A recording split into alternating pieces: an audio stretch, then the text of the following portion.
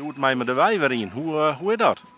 Ja, het is even wennen. Het is een tijdje geleden, half november, dat we voor het laatst moesten spelen. Dat zou tegen ODV dan. Die wedstrijd is afgelast en vandaar dat we hem dan vandaag spelen. Ja, het is net alsof je weer een zomerstop hebt gehad. Hè. Dus het is allemaal weer opnieuw begonnen, alleen met een veel kortere voorbereiding. Hè. Ja, iets minder dan 3 weken moet je toch weer allemaal de wei in. Vorige week nog een oefenwedstrijd gespeeld. Ja, je merkt het wel, dat je weer opnieuw moet beginnen.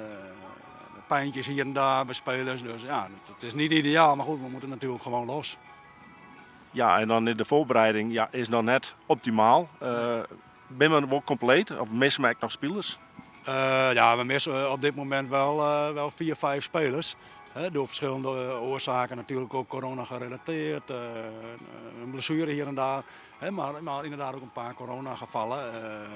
Nou ja, goed, ik denk dat in deze fase van de competitie, met deze start, dat iedereen daar gewoon mee zit.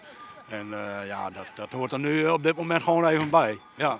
ODV komt uit Wien-Woordwij, is een van de ploegen die strijdt om het kampioenschap. Vermid je meest echt namens de RTV NOF wel langs dat lijntje. Verslag Jan van de wedstrijd GSVV in ODV.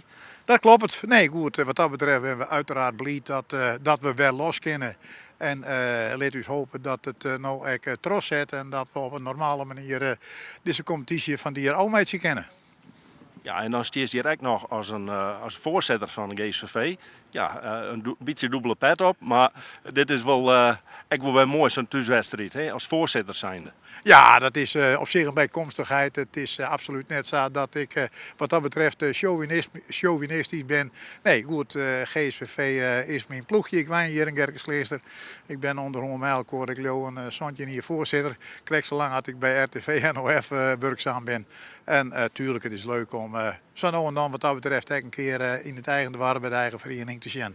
Alhoewel het sportief net echt heegstaand is en de ploeg goed presteert.